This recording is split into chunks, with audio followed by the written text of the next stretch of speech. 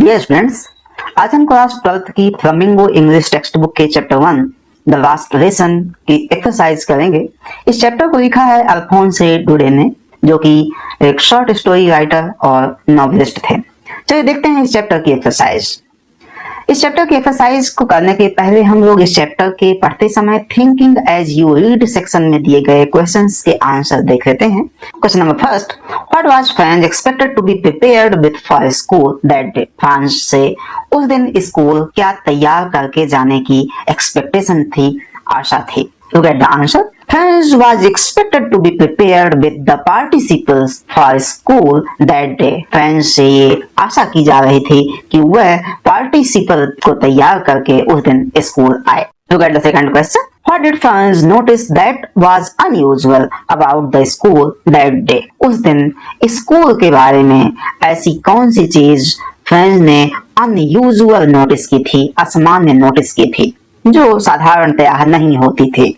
Look at the answer. Franz noticed that there was an unusual quietness at the school, like a Sunday morning, in place of a great bustle of opening and closing the desks and repetition of lessons in unison that could be heard out in the street. उस दिन friends ने notice किया कि school में desk के open और close करने और एक साथ सभी बच्चों के द्वारा पाठों को रिपीट करने का जो बशर था, शोरगुल था, उसकी बजाय स्कूल में संडे मॉर्निंग की तरह एक अनयूजुअल क्वाइटनेस थी, शांत थी, जबकि अन्य दिनों में उस बशर को, उस कोलाहल को सड़क के बाहर से भी सुना जा सकता था। तो ये एक असामान्य चीज थी। Question number third, what had been put up on the bulletin board.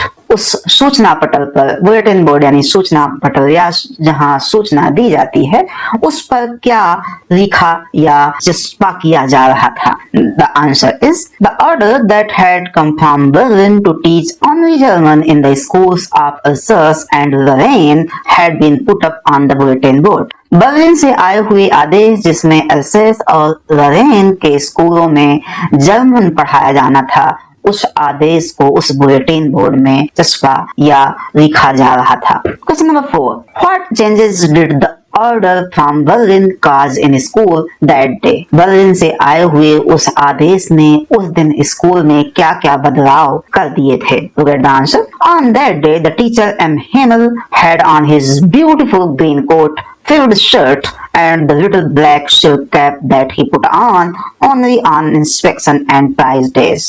पहला चेंज तो ये था कि उनके टीचर एम हेमल उस दिन अपने ब्यूटीफुल ग्रीन कोट के साथ फिल्ड शर्ट पहने हुए थे और सिर पर छोटी ब्लैक कलर की सिल्क की टोपी पहने थे, जिसको खास तौर से निरीक्षण के दिनों में और प्राइज डेज के जिस दिन पुरस्कार वितरण होता है उस दिन पहना करते थे, वो आज पहने हुए थे।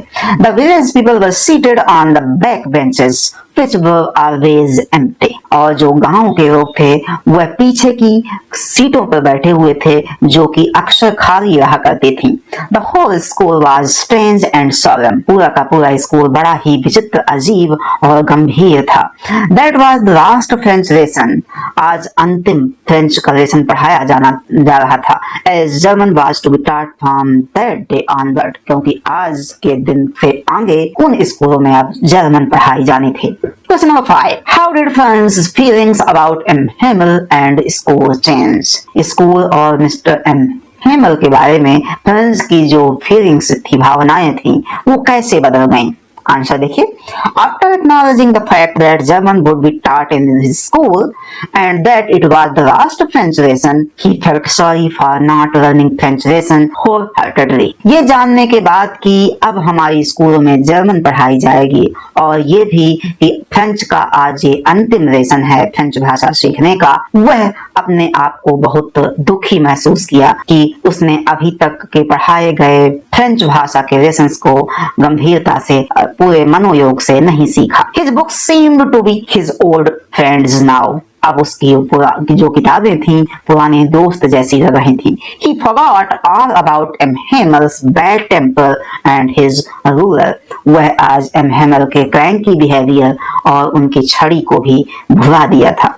इस प्रकार से आपके जो चैप्टर पढ़ते समय क्वेश्चन आंसर दिए गए थे वो समाप्त होते हैं। Now come on to the understanding the text section of this exercise. The first question is, the people in this story suddenly realize how precious their language is to them. इस कहानी के जो लोग हैं वो अचानक ये महसूस करते हैं कि उनकी भाषा उनके लिए कितनी कीमती है। What shows you this? इससे आपको क्या पता चलता है? Why does this happen? और यह क्यों हुआ है? आंसर देखिए, this shows that the people of Alsace and Lorraine did not learn their own language, that is French. ये बताता है कि अल्सास और लॉरेन के जो लोग थे वह अपनी ही भाषा नहीं सीखे थे जो कि फ्रेंच थी। Every day they put off learning till the next day by saying that they had plenty of time. वह हर रोज सीखने को अगले दिन के लिए पुट ऑफ यानी टाल दिया करते थे, यह कहते हुए कि अभी उनके पास बहुत सारा समय है। Having defeated and forced to learn German, they realized the importance of their language. Persian के द्वारा हार जाने के बाद और जबरदस्ती जर्मन भाषा थोपी जाने के बाद वह महसूस किए कि उनकी भाषा का कितना महत्व है।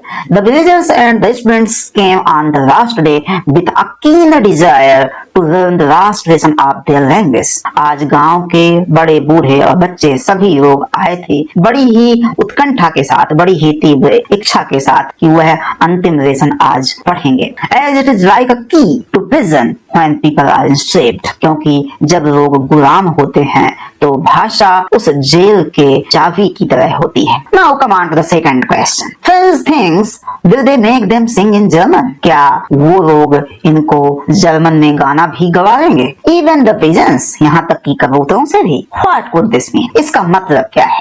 There could be more than one answer. इसके एक से ज्यादा आंसर हो सकते हैं। Look at the answer here. Franz was ashamed for not knowing French that day. उस दिन फ्रेंच को अपनी फ्रेंच भाषा न जानने पर काफी शर्मिंदगी महसूस हो रही थी। The order to teach only German in the schools of the city after being captured by Prussians disheartened him. Prussians के द्वारा उनके शहर पर कब्जा करने और वहां जर्मन पढ़ाए जाने का आदेश देने के कारण वह काफी disheartened यानी निराश था।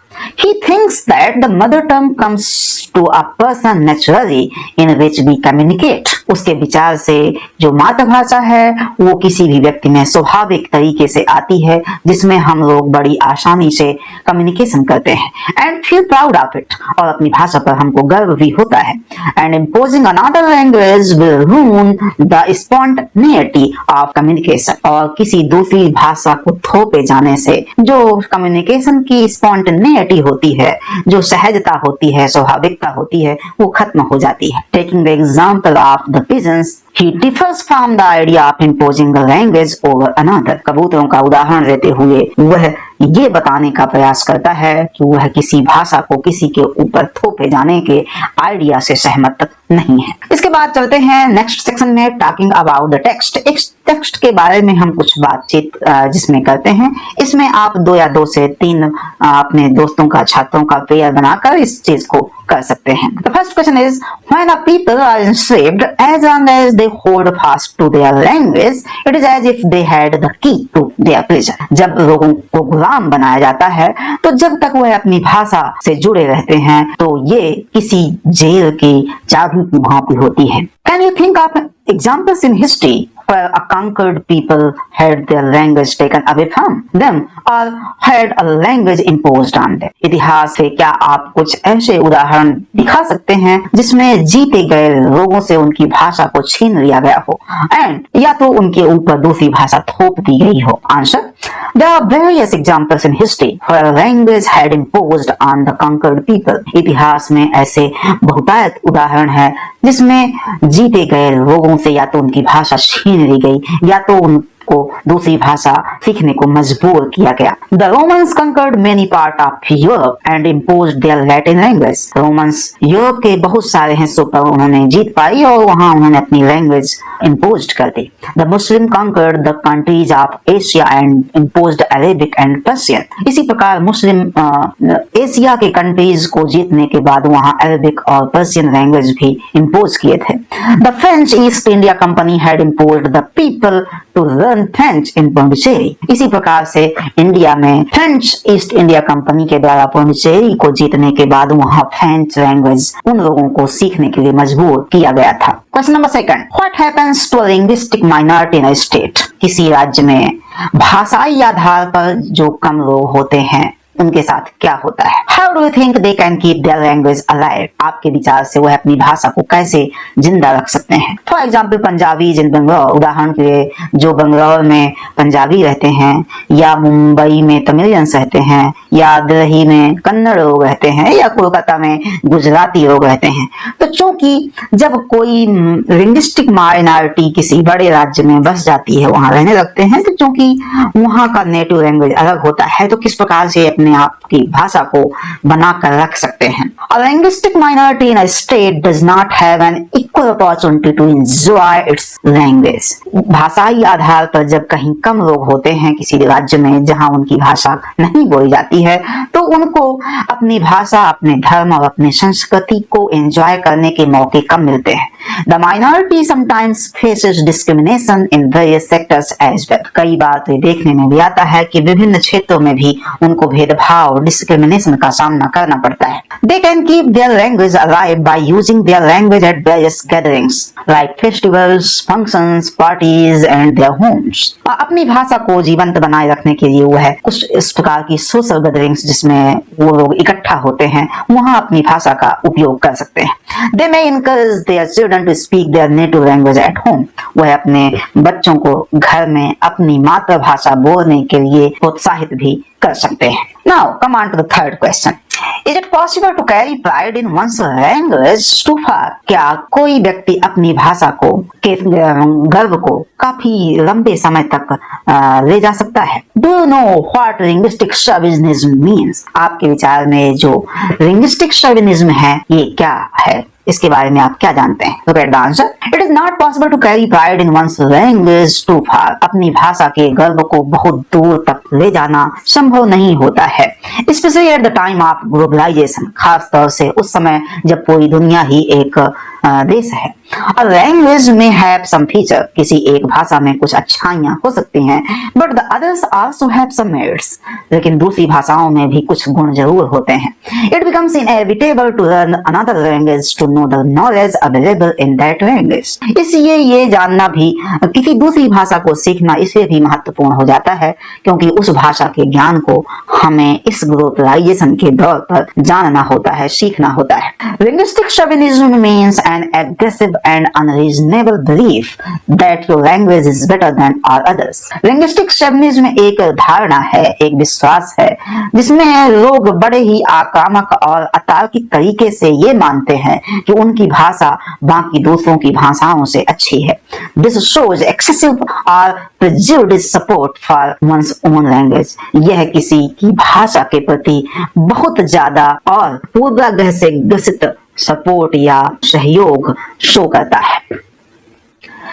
Now come on to the next section, that is working with words, जिसमें हम कुछ शब्दों के बारे में सीखेंगे। The first question is in this section, find out the origins of the following words. नीचे दिए गए जो शब्द हैं उनके आपके ओरिजिन्स ढूंढने हैं। वो शब्द कहाँ से लिए गए? आप जानते हैं हर भाषा में किसी दूसरी भाषा का प्रभाव होता है। अंग्रेजी में भी बहुत सारी देशों की भाषाओं से शब्द आए हैं, उसी में से कुछ शब्द यहाँ आपको मिलेंगे और उनके ओरिजिन और यदि संभव हो तो उनकी मीनिंग यहाँ दी गई है। जैसे फर्स्ट वर्ड है टाइकुमन, ये जापानीज वर्ड है और जिसकी मीनिंग होती है great Lord. The second word is tulip. Tulip एक फ्रेंच वर्ड है जहां उसको ट्यूलिप बोलते हैं। लोगो ये ग्रीक वर्ड है जिसका मतलब शब्द या वर्ड होता है।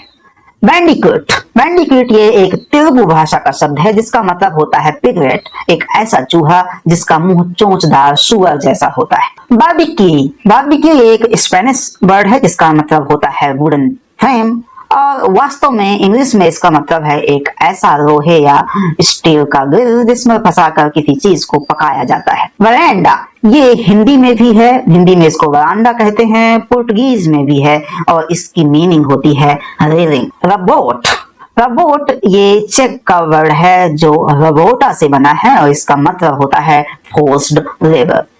जीरो ये अरेबिक शब्द है और इसको लिया गया है शिफर से। ये अरेबिक से पहले मिडिल ईस्ट में गया, फिर यूरोप में। स्की ये नॉर्वेजियन वर्ड है, इसका मतलब होता है स्नो शो। और ट्रेक ये साउथ अफ्रीकन डच का वर्ड है जो टेकन से बना है, इसका मतलब होता है टू पुल और travel. Now the second question, notice the underlined words in these sentences and tick the option that best explain their meaning। आप नीचे दिए गए प्रश्नों में जो underlined word हैं उनकी मीनिंग जो नीचे 3 ऑप्शन रहेंगे उसमें से जो उसकी बेस्ट मीनिंग हो उसमें मैच करना है। For example, the question is, what thunderclap these words were to me?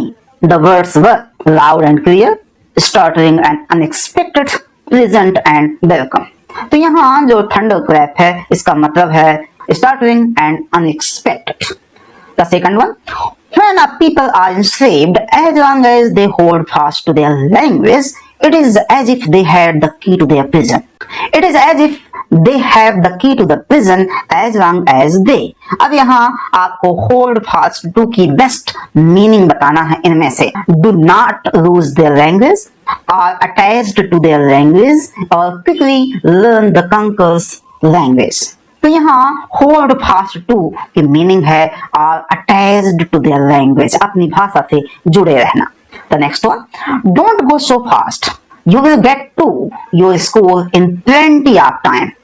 You will get to your school, अब यहाँ plenty of time क्या है? Very late, too early, early enough। तो यहाँ इसकी मीनिंग है early enough। I never saw him look so tall। यहाँ look so tall जो है वो मिस्टर हैमल के लिए आया है। तो मिस्टर हैमल जो है वो क्या है? Had gone physically taller, seemed very confident, या stood on the chair। तो इसका यहाँ look so tall का मीनिंग है seemed very confident। इसके साथ अब आते हैं नेक्स्ट सेक्शन में, नोटिसिंग फॉर्म। इसमें हम थोड़ा ग्रामर सेक्शन सीखेंगे। For example, read the sentences here. M. Himal had said that he would question us on participle। In the sentence above, the verb form had said in the first part is used to indicate an earlier past। The whole story is narrated in the past। M. Himal's saying happened earlier than the events in the story। This form of the verb is called past perfect। Pick out 5 sentences from the story with this form of the verb and say why this form has been used। आपको इस अपने chapter से 5 sentences ऐसे लेने हैं जिसमें past perfect verb का use किया गया हो। मैं आपको साधारण शब्दों में बता दूं, where we use past perfect। When two action happen in the past time, जब 2 एक्शन पास्ट में कभी होते हैं, एक के बाद एक होते हैं, one after another, so the previous action is called in past perfect and the earlier action, the later action is called in past indefinite। कहने का मतलब ये है कि जब पास्ट में कोई 2 घटनाएं एक के बाद एक होती हैं तो जो पहले की घटना है वो पास्ट परफेक्ट में और जो हाल ही की या बाद की घटना है उसको पास्ट इंडेफिनिट में लिखा जाता है। इस प्रकार से आपके इस चैप्टर की एक्सरसाइज समाप्त होती है। अगले चैप्टर की एक्सरसाइज के साथ हम आपसे फिर मिलेंगे, तब तक के लिए नमस्कार।